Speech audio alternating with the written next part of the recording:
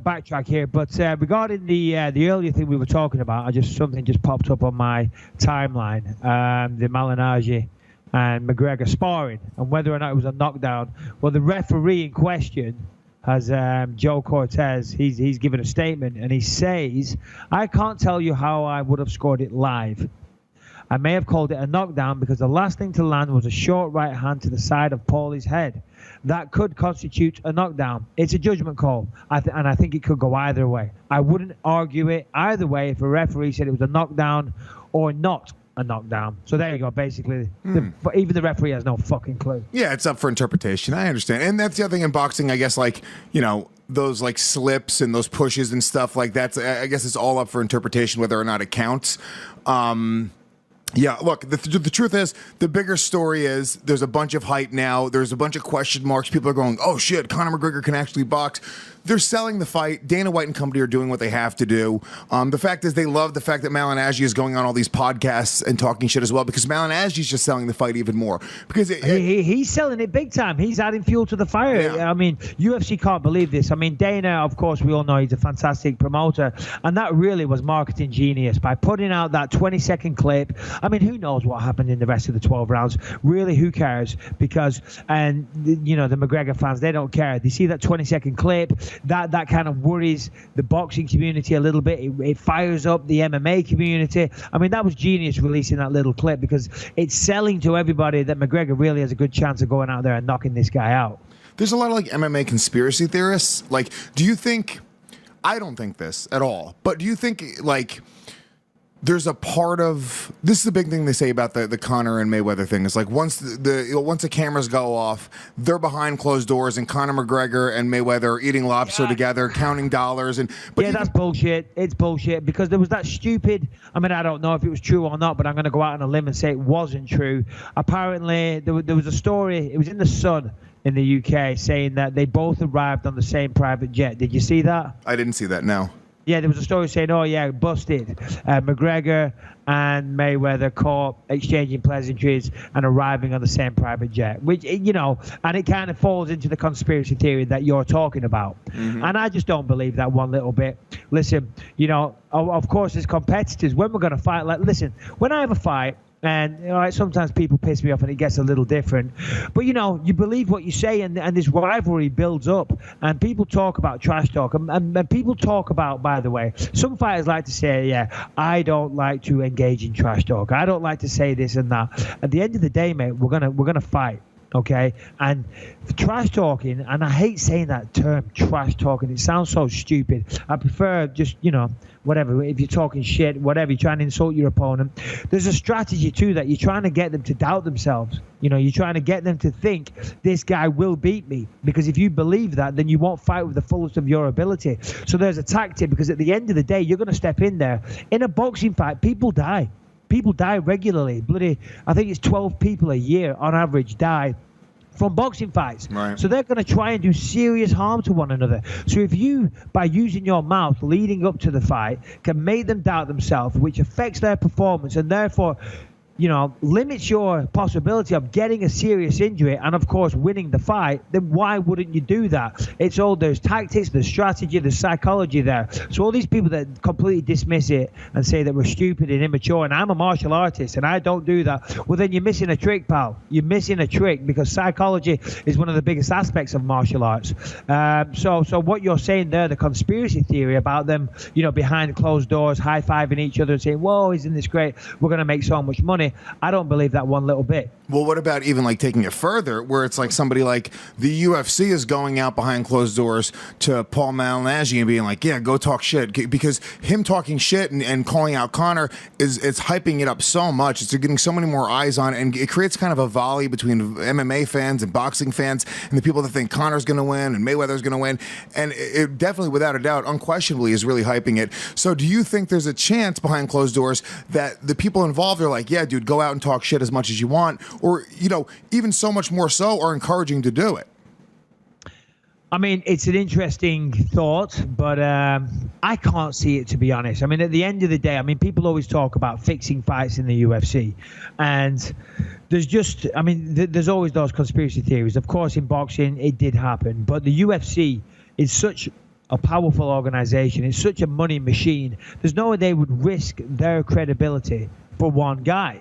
And even though they're not fixing a fight, going out there and maybe slipping Malignaggi a few bucks and saying, say this, say that, it kind of leans towards that. It trends towards that direction. So, well, do you think there's anything... I don't buy that. I don't think there's anything morally wrong with that. I think as long as they're not actually affecting a fight, I think you can really do whatever you want in order kind of to set up the smoke and mirrors. I mean, the UFC's PR machine, I guess, could set up a ton of interviews for him as long as no money exchanges hands. We should get him on the show. I guess there's nothing wrong with that. Why don't we let's try to get him on the show next week. Malignaggi? Yeah, I'm sure we have a contact. Let's do it. Yeah, of course. Okay, I'd love to talk to him. Get him on. I was going to get my dad on the show today, but you cancelled that. No, I didn't cancel it, Mike. We're cancelled it, Lewis. We're a day late. We can't. I didn't want to give Shannon another. My dad, my poor old man, all 6'6" of him, is sat there right now waiting for a phone call, and you couldn't do it. Poor guy. Highlight of his day. He just had heart surgery, Lewis. This put a real smile on his face when I told him. You're a fucking asshole. We'll put him on. Mike is doing the show a full day late because he had fucking knee surgery yesterday. Oh, we're not allowed. No. I flew in from Maui yesterday, you fucking idiot. I thought you had surgery. I flew in from Maui yesterday, and then, I just said, how about we get my dad on the phone? It's a phone call. I can make a phone call right now, Luce. In fact, I'm doing it. I'm going to make a phone call right now. Check this out. I'm calling you. Boom. Push of a button. And you're saying it's too hard. No, but here's too hard. Look at that. It's not that easy. In order for us to call your dad with our setup here, we'd have to hang up the phone. Here's Mike's calling me right now on the phone. Yep. Hello? Hello, Lewis? Hold on, are you there? Yeah, anyway, that's stupid and immature. But that's how easy a phone call is, Lewis. My dad literally is very upset at me right now. Well, listen to me. Your dad will be on the show this week. We should do a segment with him. We'll do a segment every week with him. We'll call fucking Mike's dad and we'll give... My dad's hilarious, I'm telling you. He's a true character, believe you me. Why don't we have your dad do his picks before every pay-per-view? We'll do your dad's picks versus me, and we'll see who knows more. I don't think that's a good idea. No offense, Dad, if you're listening. Yeah. But, you talked about fight fixing, right? This just fucking happened. It's funny you even bring this up because this is one of the topics that I sent you today. Former UFC lightweight Tai Hyung Bang. Tai Hyung Bang, I'm familiar with him. Check this shit out, doggy. You don't even know. Who the fuck is Tai Hyung Bang? Oh, you're kidding. You're an asshole. Is he a cousin of Cream of some young guy? He's a fucking lightweight fighter. He was arrested. In what organization? The UFC. Oh, really? Oh, shit. Sorry. Check this out. He went from a slight underdog to a massive favorite against Leo Kuntz on the UFC Fight Night 79 prelims card in late 2015 in South Korea. So, and within the span of 2 hours, he went from a slight underdog to a massive favorite. He was indicted by the Seoul Central District Prosecutor's Office on Monday for accepting a bribe of nearly $90,000, alongside a handful of accomplices, including mixed martial arts veteran Dae-Won Kim. They closed the door, and Bang reportedly had a change of heart. This is the statement I'll get from him in a second. And then he won a split decision.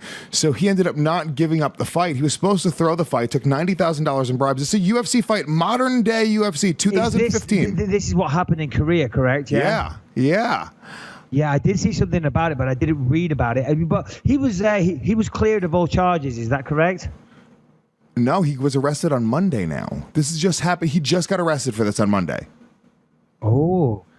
So what? So he took $90,000. So the Kuntz, he took $90,000, and then Kuntz is great. Who? Kuntz is my favorite last name in the world. Kuntz. No, what's his first name? Huge. God, I'm a child. So immature. I am a child. Immature. I'm sorry. Where is Leo Kuntz from? Leo Kuntz, I don't know, but he said the UFC seemed like they knew something was definitely not right. They told me it was the largest odd swing they'd ever seen in MMA in the last minute. They told me, hey, if either one of you guys goes out there and doesn't fight, you should prepare to be investigated. Wow. Who said that? The UFC said that? UFC told that to Kuntz, to Leo Kuntz. Wow, that's crazy. And now, they did fight, and someone lost a ton of money. This is fucking crazy, dude. Hold on. Tell me one more time. So break down the odds. What happened with the odds again? So he went from being a slight favorite. Let's see, right here. He went in a span of a few hours. He went from being a slight underdog to a massive favorite against Leo Kuntz. But how would he go to being a massive favorite? Well, that's what I was just about to say. now I'm no expert, but I think the odds change based upon bets, right? Yeah. Like a ton of people put money on McGregor. He stops being such an underdog. Is that right? I think so. Yes, that's how it works. Yeah. So what are they saying? That So a bunch of money was. They realized a ton of money was put on who? Was it put on cunts or was it put on? It had to have been the put other on guy? cunts, right? Because that's if he's going to throw the fight. It's not like I'm going to fight harder. Of course, you're going to fight harder. That's not taking a bribe. You're taking a bribe to Sure. throw a fight. Here's the truth. I don't. Me and you obviously both don't understand the way the gambling and the odds work well enough. But I don't think that this is wrong in terms of the report. This is very interesting that in 2015 something like this could happen. Now, it wasn't the UFC. This is specifically